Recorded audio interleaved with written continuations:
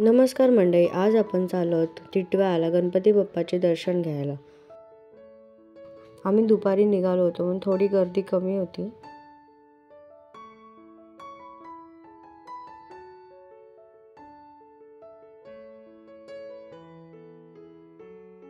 आम्ही आता टिटवाळ्याला पोहोचलो आहोत. आपल्याला ईस्ट साईडला जायचं आहे.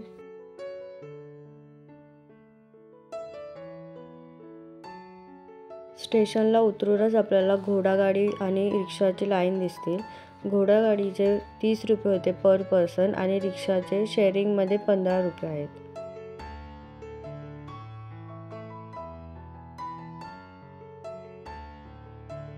स्टेशनपासून मंदिरात पोचायला 10 ते 15 मिनिटं लागली.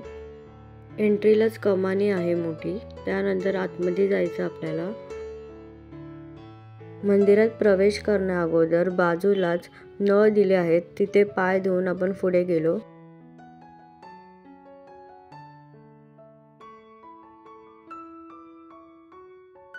बाप्पासाठी ओटी घेऊन आम्ही निघालो रांगेत दर्शनाला. गर्दी कमी असल्यामुळे देव बाप्पाला जवळून पाहता आला. दर्शन घेऊन बाहेर निघालो आणि बाजूलाच प्रदर्शन चालू होतं, तर आम्ही ठरवलं तिकडे जायचं. तिथे खूप काही होतं, जसं की लाडू, बर्फी, परत देवाचं हार, फोटो फ्रेम. तुम्ही इथे बघू शकता साईजनुसार हार आणि बाप्पाला बसवण्यासाठी जो पाटावरती आपण रुमाल वापरतो ते पण होते. खूप लहान अशा गणपती बाप्पांच्या मूर्ती इथे ठेवलेल्या आणि सगळेच देव बाप्पांचे दर्शन इथे मिळाले आम्हाला.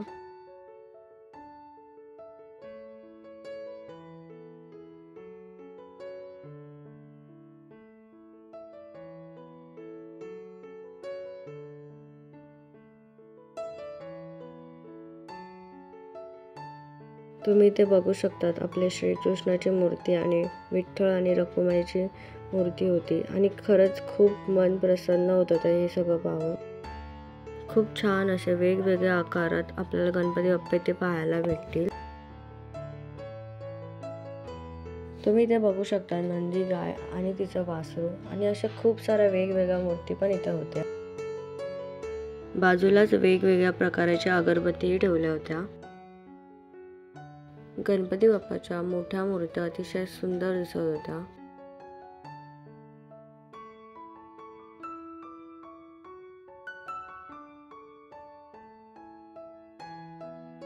छत्रपती शिवाजी महाराज आणि स्वामी समर्थांची मूर्ती छान होती. इथे खूप सारे वेगवेगळे शंखही ठेवले होते आणि लहान लहान शंकराच्या पिंडी पण ठेवल्या होत्या. इथे आपल्याला देवासाठी जे पण धागे किंवा चंदन असे खूप सारे विविध प्रकारचे लागतात ते इथे सगळं आपल्याला पाहायला भेटेल. आपण दरवाजाला किंवा असंच घरी आपण प्लेट लावतो देवांचे वगैरे, ते पण मस्त होत्या.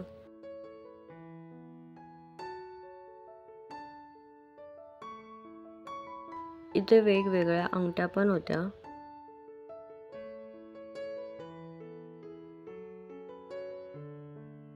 गुरुवारी जे मुकुट लागतात देवीचे आपल्याला ते पण होते आणि छोट्या छोट्या गुढी पण होत्या.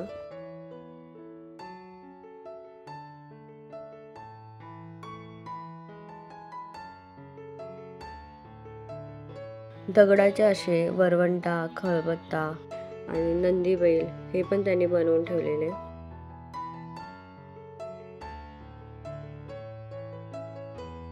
हनुमान, गणपती बाप्पा आणि स्वामी समर्थ असे यांचे फोटो पण इथे होते. इथे बाजूलाच लहान मुलांची खेळणी पण होती.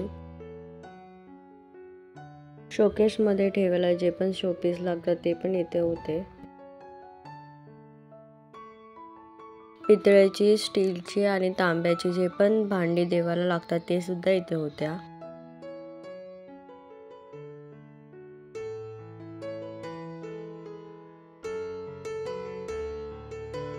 इथे पितळ आणि तांब्याच्या मूर्त्या पण होत्या.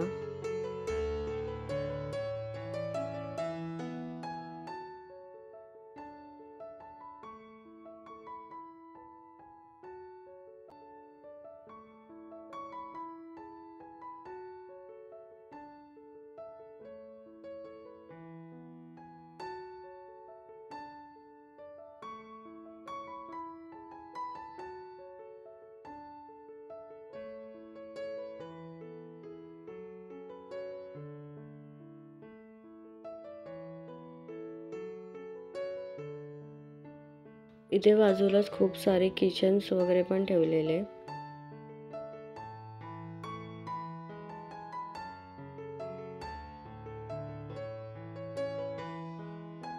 देव बाप्पाच्या फ्रेम्स आणि परत शोपीसला जे लागणारे फ्रेम असतात ते पण इथे होत्या.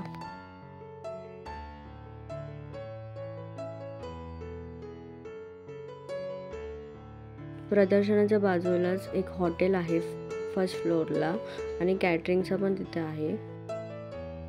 आणि साईबाबांचं आणि स्वामी समर्थांचं दर्शनही आपल्याला भेटलं तिथे. प्रदर्शन पाहून झाल्यावर आम्ही बाहेर आलो आणि इथे पाणी पिण्यासाठी पण व्यवस्था केलेली आहे. बाहेर आलो आणि समोरच एक मोठं म्युझियम सारखं होतं. तिथे ना आधी सगळं पाहायला भेटायचं, पण आता काही दिवसांपासून ते बंद केलेलं आहे. दर्शन घेऊन झाल्यावर आम्ही सगळे दुकानं पाहायला गेलो. तिथे सगळे बांगड्या, लहान लहान मुलांची खेळणी, असे खूप सारं काय काय वस्तू होत्या.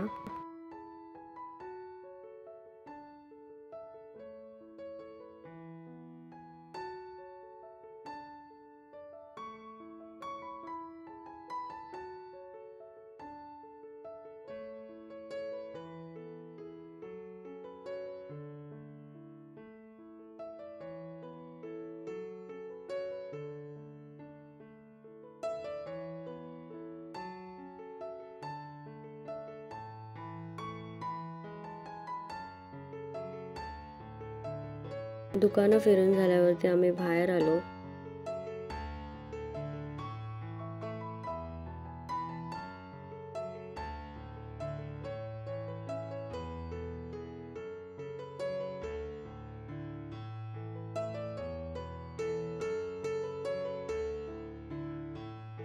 मंदिराच्या बाजूलाच बोटिंग करायला पण आहे आणि छोटं एक गार्डन पण आहे.